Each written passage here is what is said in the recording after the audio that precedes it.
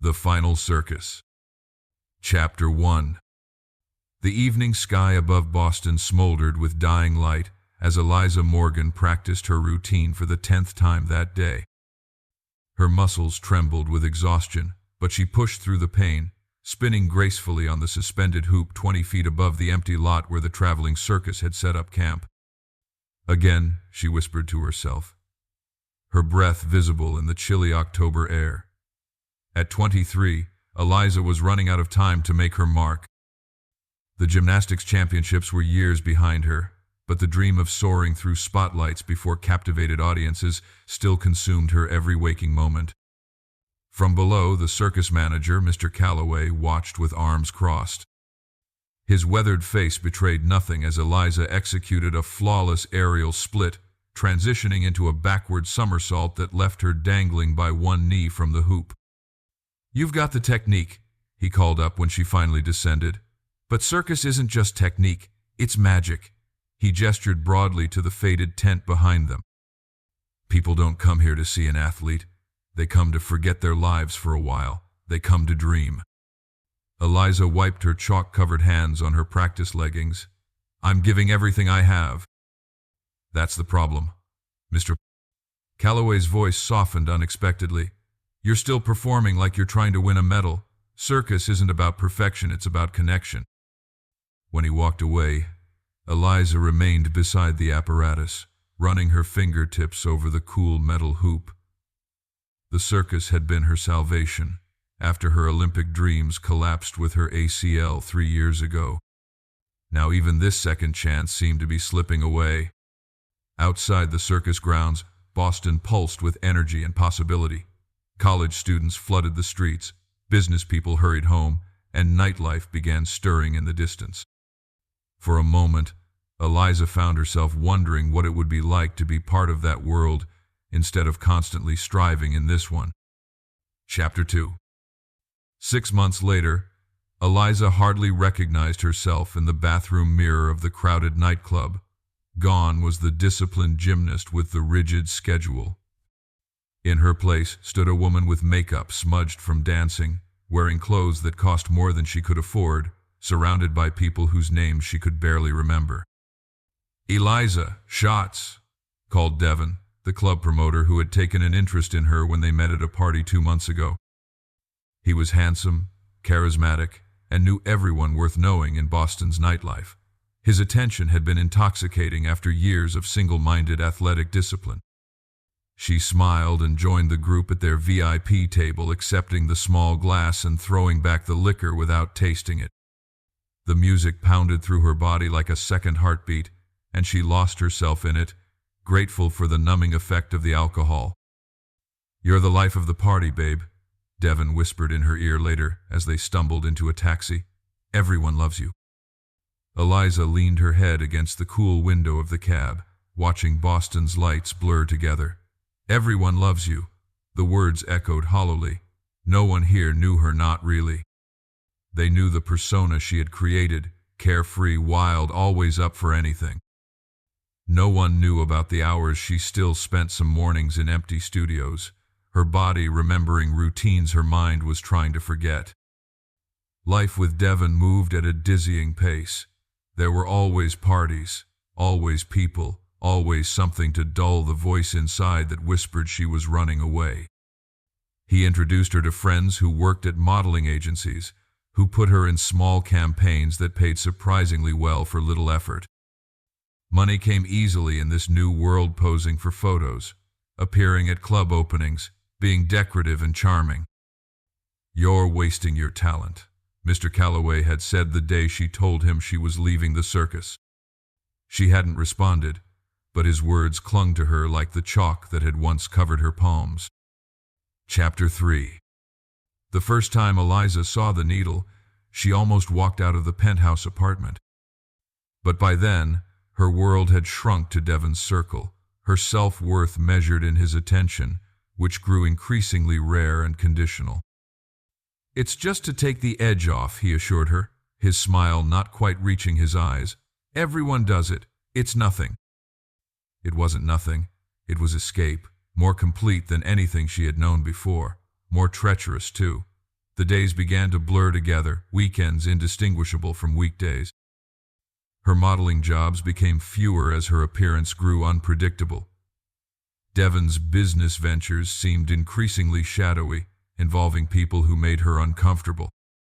On a rainy Tuesday in April, Eliza found herself alone in Devon's apartment, searching through drawers for cash he had promised to leave for her. Instead, she found photographs of herself at parties, in compromising situations, along with similar photos of other women. Some she recognized from their circle, others were strangers. All looked vulnerable, unaware they were being photographed. Her hands trembled as she replaced the photos. The fog that had enveloped her for months began to lift, revealing the trap she had willingly walked into. Devon wasn't a boyfriend, he was a handler. The realization crashed over her with sickening clarity. That night she packed a small bag and left while Devon was at a business meeting. She had exactly $237 to her name, no job, an addiction she couldn't afford, and nowhere to go. Her parents in rural Pennsylvania had made it clear after her last visit, home erratic, high, and defensive, that she wasn't welcome back until she got herself together. 3 weeks later, Eliza was huddled in a cheap motel room on the outskirts of town, trying to silence the cravings that tore through her body. She had stretched her money as far as possible, taking odd jobs that paid in cash and required no questions. Her once strong body had grown frail. Her hands capable of supporting her entire weight with perfect balance now shook constantly. Rock bottom was a phrase she had heard but never understood until she found herself in a 24-hour diner at 3 a.m., counting change to see if she could afford a cup of coffee. The waitress, an older woman with kind eyes and a name tag that read Gloria, brought her the coffee anyway, along with toast she hadn't ordered. "On the house, honey," she said quietly. "You look like you could use it." Eliza's eyes filled with tears she couldn't explain. It was the first genuine kindness she had encountered in months. Chapter 4. Summer heat blanketed Boston as Eliza wandered through the Common, seeking shade and a place to rest. 2 months of sobriety had restored some of her physical strength, but left her emotionally raw. She was staying at a women's shelter downtown, taking it one day at a time, as they said in the recovery meetings she attended daily. The small crowd gathered near the park's edge caught her attention, people sitting on blankets and folding chairs, facing a middle-aged man who spoke with animated gestures. Curious, and with nowhere else to be, Eliza drifted closer. "And Jesus said to her, 'Everyone who drinks this water will be thirsty again, but whoever drinks the water I give them will never thirst. Indeed, the water I give them will become in them a spring of water welling up to eternal life.'" The speaker paused, looking around at the gathered faces. The Samaritan woman at the well thought she knew thirst. She thought she knew what would satisfy her deepest longings. But she was drawing from the wrong well. Eliza found herself sinking onto the grass at the back of the group, strangely captivated. This woman had been searching for fulfillment in relationships, 5 husbands, and then a man who wasn't her husband. She was an outcast in her community, drawing water at noon when no one else would be at the well. But Jesus saw beyond her circumstances to her heart's true thirst. The words penetrated Eliza's defenses. She had been drawing from the wrong wells to achievement, acclaim, excitement, escape, yet remained parched. After the gathering dispersed, Eliza approached the speaker, a man named Thomas Rivera, who ran a small community center in one of Boston's struggling neighborhoods. "The story really affected me," she admitted, surprising herself with her honesty. "I've been searching, I guess." Thomas smiled warmly. "That's where all meaningful journeys begin. Would you like to talk more about it? We have a community dinner every Wednesday at the center." Eliza found herself accepting the invitation, drawn to the genuine warmth in his voice so different from the calculated charm she had grown accustomed to in her previous life. The community center turned out to be a converted warehouse space filled with mismatched furniture and colorful artwork. Children's laughter echoed from a back room where an after-school program was in session. The Wednesday dinner brought together an eclectic group of elderly neighborhood residents, young families, people obviously struggling with homelessness or addiction, and volunteers from local churches. Week after week, Eliza returned. She started helping with dinner preparation, finding comfort in the simple rhythms of chopping vegetables and setting tables. The stories of faith she heard from Thomas, from other volunteers, from community members spoke to something long dormant within her. "Your hands are strong," observed Marisol, an elderly Puerto Rican woman who volunteered at the center, as they folded chairs one evening. "You were an athlete?" "Gymnast. Then aerial circus performer," Eliza answered, surprised at how distant that life now seemed. Marisol's eyes lit up. "My granddaughter would be so impressed. She's 7, always climbing on everything. Her mother despairs." An idea began to form in Eliza's mind, tentative at first, then growing clearer with each passing day. Chapter 5. A circus school? Thomas looked thoughtful as Eliza outlined her vision. For neighborhood kids? Not just circus, though, that would be the core. Movement, expression, discipline, confidence building, Eliza explained, her words tumbling out with growing excitement. These kids have so much energy and creativity with nowhere to channel it. I could teach basic tumbling, aerial skills once we have equipment, balance work. She stopped, suddenly self-conscious. It sounds ridiculous, doesn't it? Not at all. Thomas smiled. It sounds exactly like what this community needs. The question is practical space, equipment, insurance. The challenges were formidable, but for the first time in years, Eliza felt purpose flooding through her. She reached out to her old circus connections, including a reluctant call to Mr. Calloway. To her surprise, he listened without judgment to her story and her plans. "I always knew you had it in you," he said finally. "The best performers aren't just skilled, they have something to say. Now you do." He promised to help source equipment and connect her with circus professionals who might volunteer their time. Finding funding proved more difficult. Grant applications were rejected, and local businesses were struggling themselves. Eliza took a job waiting tables at a diner near the community center, setting aside whatever she could for her dream. The breakthrough came unexpectedly. Gloria, the waitress who had shown her kindness months earlier, turned out to be the sister of a local business owner who had been looking for a community project to support in memory of his daughter, lost to addiction 3 years earlier. Caroline loved dance. He told Eliza when they met, "She'd have loved what you're trying to do." His donation, while modest by some standards, was enough to secure basic equipment and insurance to start. The first class consisted of 8 children, ranging from 6 to 13, in the community center's multi-purpose room with gymnastics mats borrowed from a local school. Eliza had prepared meticulously, but still felt her heart pounding as the children arrived, skeptical, energetic, curious. "My name is Miss Eliza, and today we're going to learn how to fly," she began, demonstrating a simple cartwheel that elicited gasps and giggles. By the end of the hour, the room was filled with tumbling, laughing children attempting headstands and forward rolls. "You're a natural teacher," Thomas observed afterward. Eliza shook her head.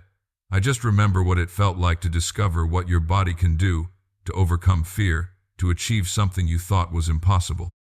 Chapter 6. The Final Circus was the name 7-year-old Jaden suggested for their growing program, and it stuck, though Eliza insisted it was a beginning, not an ending. Within 6 months, they had expanded to 3 classes a week and acquired a small trapeze, aerial silks, and balance equipment. The transformation in the children was remarkable. Shy Marcus discovered he had exceptional balance and focus. Wild, defiant Zoe found constructive outlets for her boundless energy. Anxious Lily blossomed when she mastered skills she had been certain were beyond her capability. But perhaps the most profound transformation was in Eliza herself. The discipline she had once channeled into her own performances now fueled her teaching. The charisma that had made her the center of attention at parties now drew children out of their shells. Even her experience with addiction gave her insight into the parents struggling with their own demons. "You found your calling," Marisol told her one evening as they watched the children practice a simple routine for their upcoming showcase. "I've found healing," Eliza corrected gently. "These kids, they saved me as much as I'm helping them." The program's reputation grew, attracting attention beyond the neighborhood. A local news station did a feature story that brought in donations and volunteers.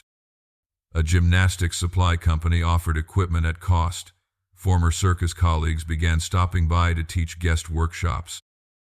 Eliza's life settled into a new rhythm: mornings at the diner, afternoons teaching, evenings at the community center or recovery meetings. She moved into a small apartment nearby, decorated sparsely but brightened by children's drawings and thank you notes pinned to the walls. She still felt the pull of her old life, occasionally the craving for escape, for numbness. On those days, she would call her sponsor or walk to the community center, where Thomas always seemed to sense when she needed a listening ear. "Faith isn't about never struggling," he told her once. "It's about knowing you're not struggling alone." Chapter 7. The summer showcase was held in the community center's courtyard, strung with fairy lights and filled beyond capacity with families, neighborhood residents, and supporters. The children performed with a mixture of nervousness and exhilaration: tumbling sequences, partner acrobatics, even simple aerial routines for the older students. Standing at the edge of the improvised stage, watching Lily execute a perfect aerial cartwheel that would have been unthinkable months ago, Eliza felt a presence beside her. "You were right," she said without looking away from the performance. "Circus isn't about technique, it's about magic." Mr. Calloway chuckled. "I was wrong too. It's about both." He gestured toward the children. "You've given them both discipline and wonder." After the showcase, amid the chaos of proud parents and excited children, Eliza spotted a familiar face that stopped her. Cold Devon, standing at the back of the courtyard. For a moment, panic seized her. Then their eyes met, and she saw something unexpected: regret, perhaps, or recognition. He nodded once, then turned and disappeared into the summer twilight. Later that night, alone in her apartment, Eliza reflected on how far she had come from the day she had fled his penthouse with nothing but a bag and broken dreams. The encounter left her shaken but also strangely peaceful. Her past would always be part of her story, but it no longer defined her. Epilogue. 5 years later, the Final Circus occupied its own building, a renovated warehouse, not unlike the community center where it had begun. What started as a program for a handful of neighborhood children had grown into a recognized youth arts organization, offering classes in circus arts, dance, and drama to over 200 students from across Boston. Many still attended for free or reduced tuition, funded by grants, donations, and proceeds from the now famous annual showcase. Several of the original students had become junior instructors, including Marcus, whose balance beam routine had won a citywide talent competition the previous year. Eliza, now the executive director as well as head instructor, stood in the doorway of the main training space, watching a new group of beginners attempt their first climbs on the aerial silks. Her body no longer performed the most challenging tricks, a consequence of age and her earlier mistreatment of it, but she still demonstrated fundamentals with grace that inspired her students. "Miss Eliza," called Zoe, now 17 and applying to college dance programs, "the reporter from the magazine is here." The feature story was about second chances the warehouse repurposed, the at-risk youth finding new paths, and yes, the former circus performer who had transformed her life and, in the process, created something beautiful for others. "What made you start this program?" the reporter asked, nodding toward a wall covered with photos of students and performances. Eliza considered the question carefully. "I was drawing water from the wrong well," she said finally. "I was looking for fulfillment in all the wrong place: achievement, admiration, escape. I needed to find living water." The reporter looked confused, but continued taking notes. These children remind me every day that our greatest fulfillment comes not from what we achieve or consume, but from what we give. Eliza continued. Every time a child overcomes fear to try something new, every time they support each other, every time they discover strength they didn't know they had, that's the real magic. Later, after the interview, Eliza walked through the quiet building. Classes were over for the day, but the space still hummed with lingering energy. She paused beneath the aerial hoop similar to the one she had practiced on all those years ago when Mr. Calloway told her she was missing the point of circus. With practiced movements, she hoisted herself up, settling into the familiar metal circle. She didn't perform elaborate tricks anymore, but simply sat, suspended between earth and sky, present in the moment. Her life had come full circle, she realized, though not in the way she had once envisioned. The applause she had desperately sought had been replaced by something more profound, the triumph in a child's eyes when they mastered a skill they thought impossible, the gratitude of parents watching their children shine, the knowledge that her worst mistakes had somehow led to her truest purpose. This was her final circus act, not a dramatic conclusion, but a continuing story of transformation. Like the Samaritan woman at the well, she had found that true satisfaction came not from drawing again and again from wells that left her thirsting, but from becoming a channel through which living water could flow to others. As twilight deepened outside the windows, Eliza gently set the hoop spinning, surrendering to its gentle motion, at peace with her past and open to whatever the future might bring.